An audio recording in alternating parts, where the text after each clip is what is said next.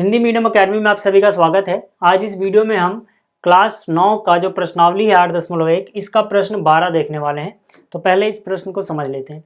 यहाँ पर देखो बोला गया है ABCD एक समलंब है, आप यहाँ पे देख सकते हो, जिसमें AB DC के समांतर है। AB जो है वो DC के समांतर है और इसके अलावा AD BC के बराबर है। मतलब जो ये AD है ये BC के बराबर है। तो इस पर मैं 2 कट लगा रहा हूँ, इस पर भी 2 कट, दोनों बराबर हैं।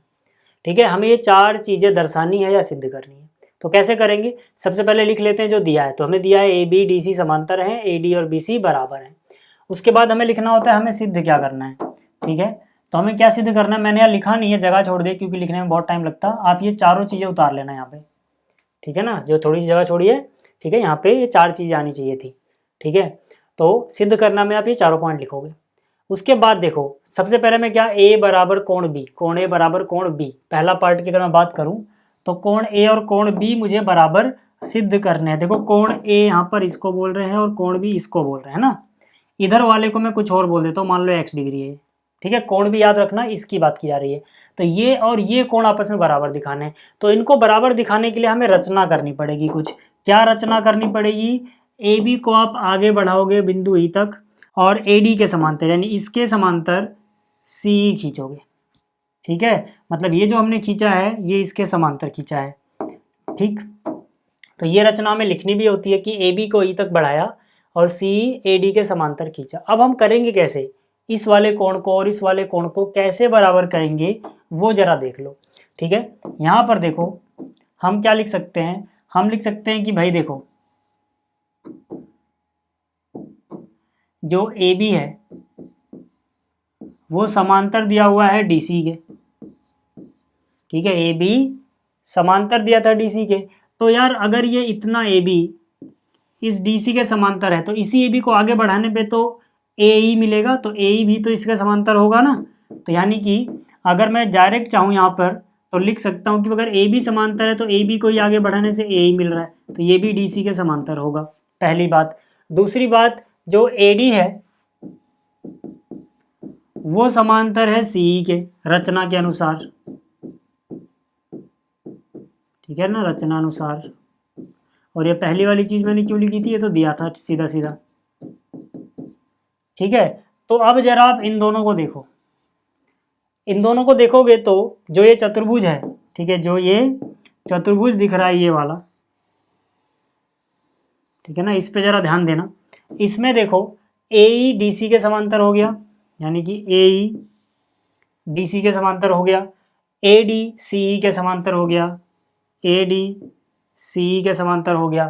तो मतलब ये एक ऐसा चतुर्भुज है जिसमें ये वाला इसके समांतर है, ये वाला इसके समांतर है। तो मैंने आपको बताया था कि एक चतुर्भुज में अगर सम्मुख भुजाओं के दोनों जोड़े, ये वाला आपस में समांतर, ये वाला आपस में समांतर हो तो ये समांतर चतुर्भुज बनता है।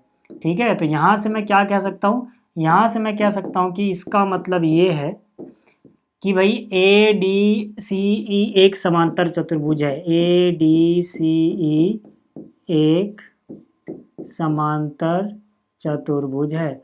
समांतर चतुर्भुज होने से क्या फायदा होगा? फायदा ये होगा कि जो AD है और जो CE है ये बराबर हो जाएंगे।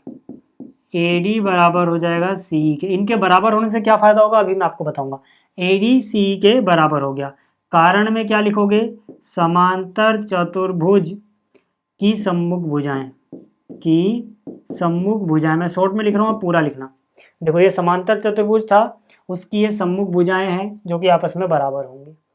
अब देखो इसके बराबर होने से क्या फायदा होगा,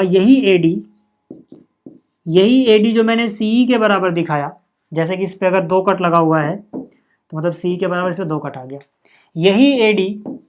यही AD एक और चीज के बराबर दिया था, BC के, ये हमें दिया है। ठीक है ना, ये चीज बराबर दी हुई थी। अब इससे क्या पता लगता है, इससे ये पता लगता है कि देखो यार CE भी AD के बराबर है, BC भी AD के बराबर है, तो मतलब ये दोनों ही किसी एक चीज के बराबर हैं तो आपस में भी बराबर होंगे। तो इसका मतलब CE बराबर हो गया BC के।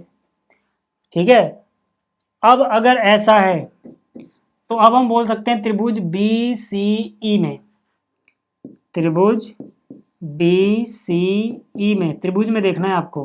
ठीक है, ये दोनों चीज़ें बराबर आ गई हैं।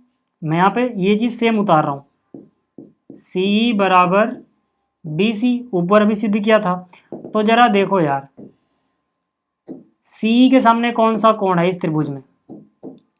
ठीक है, ये जो त्रिभुज है इसमें सी के सामने कौन सा कोण है? कोण एक्स। ठीक है, तो इसके नीचे मैं लिख सकता हूं यहाँ पे, ठीक है, एक्स बराबर बी सी। बी सी देखो ये रहा, इसके सामने कौन सा कोण है? कोण ई। तो x बराबर आ गया ई के, इसको समीकरण 1 बोल देते हैं, इसको यहीं छोड़ देते हैं। ठीक है, ये चीज़ आपको समझ में आ गई। इसके आगे का मैं यहाँ पे कर रहा हूँ, अब देखो, अब मैं और क्या कह सकता हूँ कि कोण ए, ठीक है, अब ये आसान है, ये कोण ए जमा कोण ई बराबर है 180 डिग्री। ठीक है, क्यों? क्योंकि ये एक समांतर चतुर्भुज है। ठीक है, ये एक समांतर चतुर्भुज है, और समांतर चतुर्भुज के जो आसन्न कोण होते हैं, ये वाला और ये वाला, उनको जोड़ के आता है 180 डिग्री। ठीक है, तो आप यहाँ पे लिख सकते हो कि भाई समांतर चतुर्भुज के आसन्न कोण का योग 180 डिग्री होता है। या फिर आप इसको ऐसे भी समझ सकते हो कि समांतर चतुर्भुज है तो ये इसके समांतर है, तो ये तिर्यक रेखा की तरह काम कर रहा है, तो इनको जोड़ के आएगा 180। तिर्यक रेखा के एक ही और बने अंतःकोणों का योग 180 होता है, वो भी लिख सकते हो आप। ठीक है, तो ये समझ में आ गया। अब आगे देखो, इसको बोल देते हैं समीकरण 2। ठीक, इसी तरह से कोण B जो है जमा में x, ये भी किसके बराबर होगा? ये भी बराबर होगा 180 डिग्री के। फिर से बोल रहा हूँ, कोण B मतलब ये वाला कोण, और x मतलब ये, रैखिक युग्म हो गए ना। देखो, इसको और इसको जोड़ के सीधी रेखा में बने, तो ये क्या हो गया? रैखिक युग्म। तो यहाँ पे आप लिख सकते हो रैखिक युग्म, इसको बोल दो 3। ठीक है, 2 व 3 से देखो, ये भी 180 के बराबर है, इसको जोड़ के भी जो आ रहा है वो 180 के बराबर है। तो मैं कह सकता हूँ 2 व 3 से दोनों ही 180 के बराबर है, तो आपस में बराबर होंगे, यानी कोण ए जमा कोण ई बराबर हो जाएगा x जमा बी के, या फिर कोण b जमा एक्स के। और मुझे पता है x e के बराबर है, यानी कि x और e बराबर हैं, तो ये दोनों कट जाएंगे, बराबर चीज़ें कट जाती हैं। यहाँ पे आप लिख सकते हो कि भाई जो x है वो कोण e के बराबर था, देख लो चाहे, x e के बराबर था, तो बराबर चीज़ें कट जाएंगी, तो e और ये कट गया, तो यहाँ क्या बचा? यहाँ बचा कोण a, और यहाँ क्या बचा? यहाँ बचा कोण b। हो गए दोनों बराबर, कोण a और कोण b दोनों बराबर हो गए। तो पहली चीज़ तो सिद्ध हो गई। ठीक है, पहली चीज़ सिद्ध हो गई। दूसरी चीज़ क्या सिद्ध करनी है वो देखो जरा। तो यहाँ पर देखो, जो इसका दूसरा हिस्सा है इसमें सी और डी को बराबर दिखाना है। ठीक है, पहला तो हम कर चुके हैं, ए और बी हमने बराबर दिखा दिया। सी और डी मतलब देखो, सी यहाँ पर है, डी यहाँ पर है, इन दोनों को हमें बराबर दिखाना है। कैसे करेंगे? अगले पेज पे कर रहा हूँ, सेम फिगर मैंने यहाँ बना रखी है। ठीक है, अब मुझे सी और डी बराबर दिखाना है, तो मैं इसको कैसे कर सकता हूँ? देखो, मैंने यहाँ लिखा कि भाई कोण ए और कोण डी को अगर जोड़ा जाए तो आता है 180, और इसी तरह से जो ये कोण बी है, ये वाला कोण बी और कोण सी को जोड़ा जाए तो ये भी आएगा 180, मतलब ये वाला। ठीक है, क्या लिखेंगे कारण में? तिर्यक रेखा के एक ही ओर बने अंतःकोणों का योग 180 होता है। यहाँ लिखोगे तिर्यक रेखा के एक ही ओर बने अंतःकोणों का योग 180 डिग्री होता है ना। कैसे हुआ ये? देखो भाई, ये इसके समांतर ही तो था, तो यहाँ पे अगर मैं इसको तिर्यक रेखा मानूं तो इन दोनों को जोड़ के आएगा 180, क्योंकि ये समांतर है, ये तिर्यक रेखा है, दोनों तिर्यक रेखा के एक ही ओर बने अंतःकोण है ए और डी, तो ए और डी को जोड़ के आएगा 180। इसी तरह से अगर मैं इसको तिर्यक रेखा मानूं और ये समांतर है, तो ये और ये जोड़ के आएगा 180, यानी कि बी और सी। समझ में आ गई बात? तो यहाँ से ये भी 180 के बराबर, ये भी 180 के बराबर, तो मतलब ये और ये दोनों ही 180 के बराबर हैं, तो आपस में भी बराबर होंगे। तो कहने का मतलब ये हुआ कि मैं यहाँ लिख सकता हूँ कि a प्लस डी, ठीक है ना, ये चीज़ बराबर होगी इसके, यानी कि b प्लस सी के। और मुझे पता है मैंने भाग 1 में a और b बराबर दिखाए थे, तो बराबर चीज़ें कट जाएंगी, क्या बचेगा? d बराबर कोण c।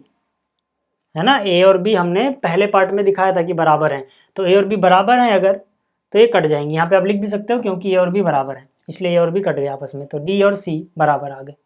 ठीक है, चलिए ये दूसरा हिस्सा हो गया। अब बात करते हैं तीसरे की। तीसरे में क्या दिखाना है, ए बी सी और बी ए डी सर्वांगसम है।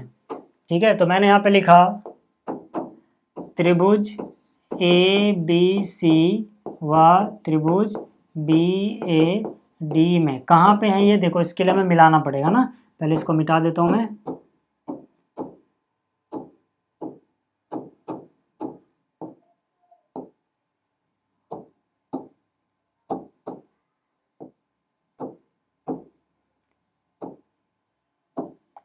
ठीक है, आप देखो जरा ए बी सी कहाँ पर है,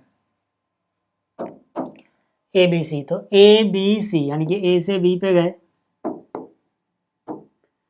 ए से बी पे गए, सी पे निकले, यानी कि इस त्रिभुज की बात की जा रही है ए बी सी।